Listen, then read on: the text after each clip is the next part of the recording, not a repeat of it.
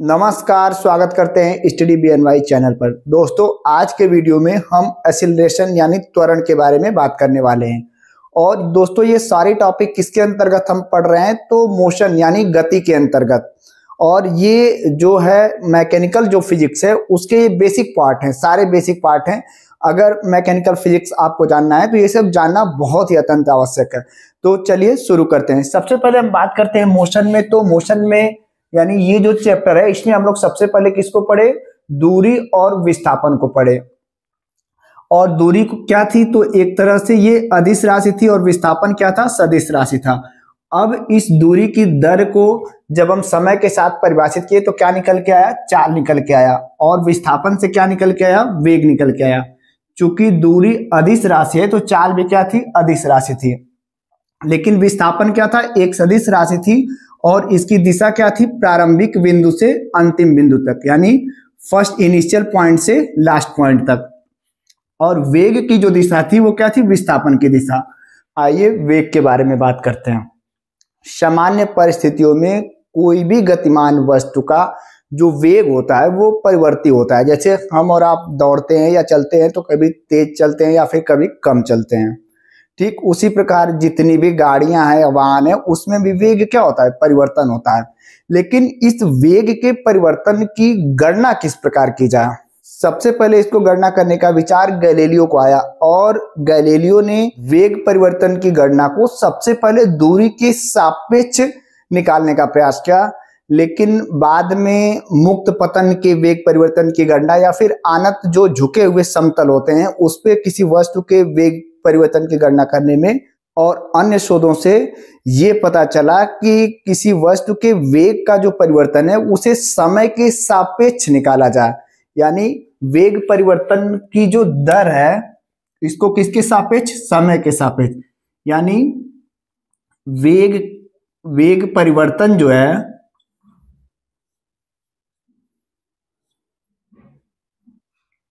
की गणना समय के सापेक्ष की जाए। किसके सापेक्ष? समय के सापेक्ष की जाए। समय के सापेक्ष की जाए। और यहीं से हमारा क्या निकल के आया? त्वरण आया। यानी त्वरण की जो परिभाषा होती है वो क्या होती है? वेग परिवर्तन के दर को हम क्या कहते हैं? त्वरण कहते हैं। या फिर ये भी कह सकते हैं एकांक समय में जितना वेग परिवर्तन होता है उसी को हम त्वरण कहते हैं। तो आइए इसको लिख लेते हैं। वेग क्या है? त्वरण की परिभाषा वेग परिवर्तन के दर को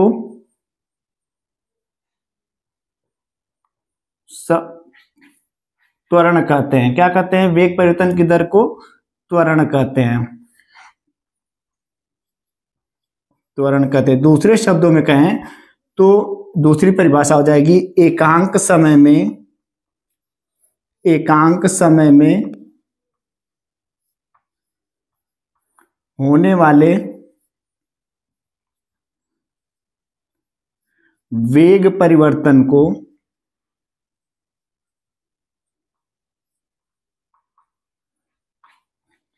त्वरण कहते हैं। क्या कहते हैं? त्वरण कहते हैं। त्वरण कहते हैं। एक बात और ध्यान दीजिएगा, त्वरण जो होता है वो वेग से संबंधित होता है, क्योंकि वेग जो है एक सदिश राशि और त्वरण भी क्या है? सदिश राशि है। तो यहाँ चाल का क्या? त्वरण से कोई मतलब नहीं है। जब भी हम त्वरण की बात करेंगे तो वेग के सापेक्ष त्वरण की गणना की जाती है। और वेग परिवर्तन की दर को क्या कहते हैं? त्वरण कहते हैं। आइए एक छोटा सा उदाहरण से समझते हैं। अगर मान लीजिए कोई वस्तु की जो प्रारंभिक वेग है वो 10 मीटर प्रति सेकेंड है। क्या है? 10 मीटर प्रति सेकेंड। और उसका अंतिम वेग जो है वो कितना है? 20 मीटर प्रति सेकेंड। तो त्वरण क्या होता है? त्वरण जो क्या है? वेग परिवर्तन की दर है।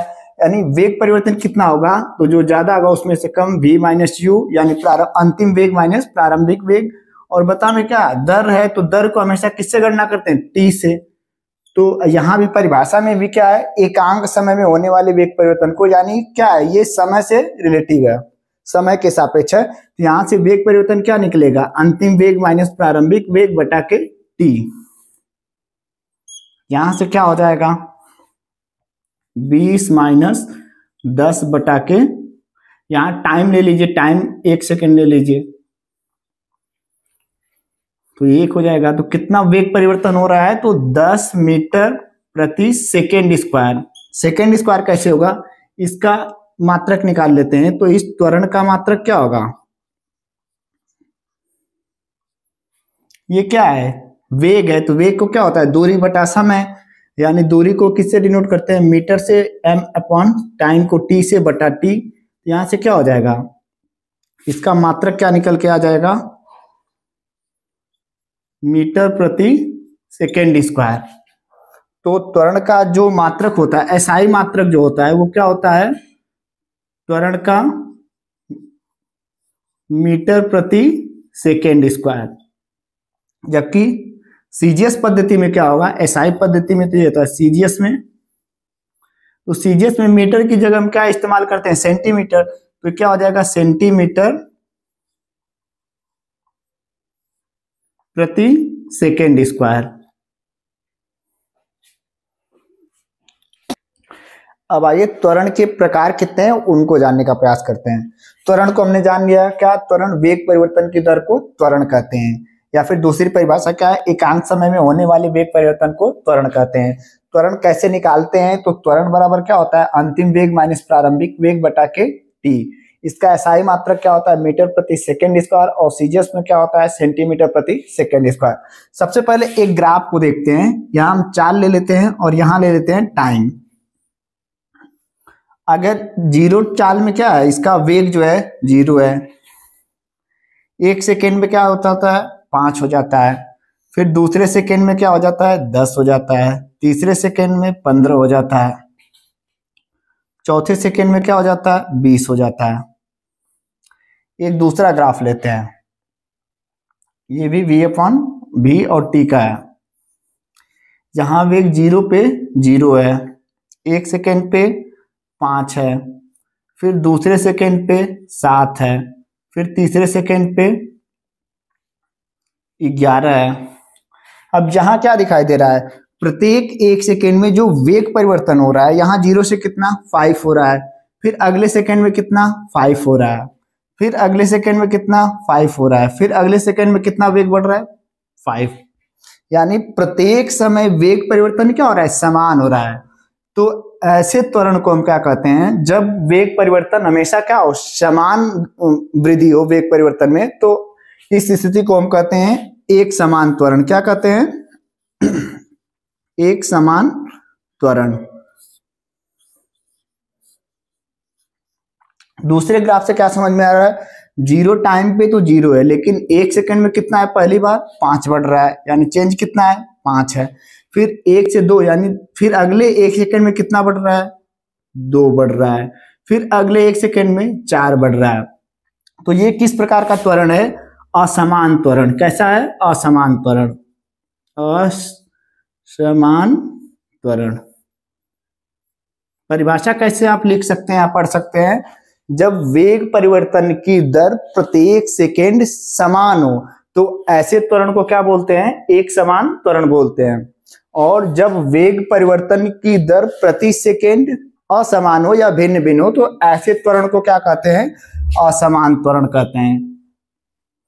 अभी तक हम लोगों ने क्या पढ़ा कि वेग परिवर्तन की दर में वृद्धि के बारे में पढ़ा, चाहे वो एक समान त्वरण हो चाहे असमान त्वरण हो, प्रत्येक समय प्रत्येक सेकंड में क्या हो रहा है, वेग का जो परिवर्तन है, चाहे वेग की जो स्पीड है वो बढ़ रही है। लेकिन ऐसा भी तो हो सकता है कि प्रत्येक सेकंड जो वेग परिवर्तन है वो क्या हो, डिक्रीज हो, यानी वेग परिवर्तन घट जाए। जैसे ये v है और ये क्या है, t है। अब पहले सेकेंड में मान लेते हैं कि वेग का जो चाल है वो कितना है, 20 है, फिर दूसरे सेकेंड में क्या हो जा रही है, 15 हो जा रही है, फिर तीसरे सेकेंड में क्या हो जा रही है, 10 मीटर प्रति सेकेंड हो जा रही है, चौथे में क्या हो जा रही है, 5 मीटर प्रति सेकेंड। तो यहाँ क्या हो रहा है, वेग डिक्रीज हो रहा है, यानी वेग क्या हो रहा है, कम हो रहा है। तो ऐसी स्थिति में हम क्या, वेग क्या हो रहा है, कम हो रहा है।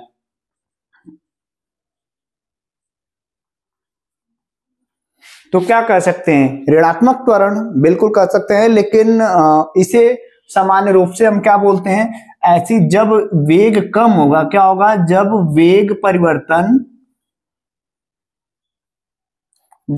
परिवर्तन की दर कम हो, क्या हो, कम हो, तो हम इसे क्या कहते हैं, मंदन कहते हैं। क्या कहते हैं, मंदन। क्या कहते हैं, मंदन कहते हैं।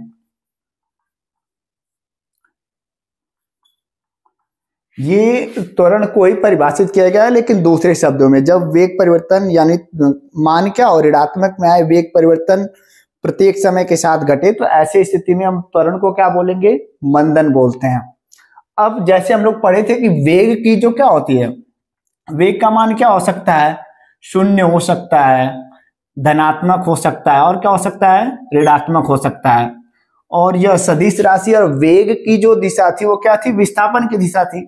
अब त्वरण भी क्या है, एक सदिश राशि है, और इस त्वरण की जो दिशा होगी वो वेग की दिशा होगी। यानी जब वेग धनात्मक होगा तो त्वरण क्या होगा, धनात्मक होगा। त्वरण की भी कितनी दिशा होती है, अरे त्वरण भी क्या हो सकता है, धनात्मक हो सकता है, ऋणात्मक हो सकता है, और क्या हो सकता है, शून्य भी हो सकता है। तो ये याद रहे, प्रत्येक वस्तु को, हमारी पृथ्वी भी प्रत्येक वस्तु को अपनी ओर एक निश्चित त्वरण के साथ खींचती है, जिसे हम क्या बोलते हैं, गुरुत्वीय त्वरण। तो इसको भी जान जाइए। और जी बराबर कितना ये मान है, तो 9.8 क्या है, मीटर प्रति सेकेंड स्क्वायर। इसका क्या मतलब है कि प्रत्येक सेकेंड कोई वस्तु पृथ्वी पर मुक्त रूप से गिर रही है, तो प्रत्येक सेकेंड उसके वेग में कितना परिवर्तन होगा, 9.8 मीटर प्रति सेकेंड स्क्वायर। मैं आप लोगों से एक क्वेश्चन पूछ रहा हूं, कमेंट बॉक्स में इसका उत्तर दीजिएगा। एक सेकेंड में मुक्त रूप से कोई वस्तु कितना गिर सकती है, अगर उसका गुरुत्वीय त्वरण यानी उस पर त्वरण कितना काम करे, 9.8 मीटर प्रति सेकेंड स्क्वायर। और दोस्तों त्वरण की ये यहीं से वीडियो करते हैं समाप्त। अगर दोस्तों ये वीडियो आपको पसंद आती है तो प्लीज वीडियो को लाइक करिएगा और अपना प्यार देने के लिए चैनल को सब्सक्राइब करिएगा। मिलते हैं अगले वीडियो में, तब तक के लिए जय हिंद, जय भारत।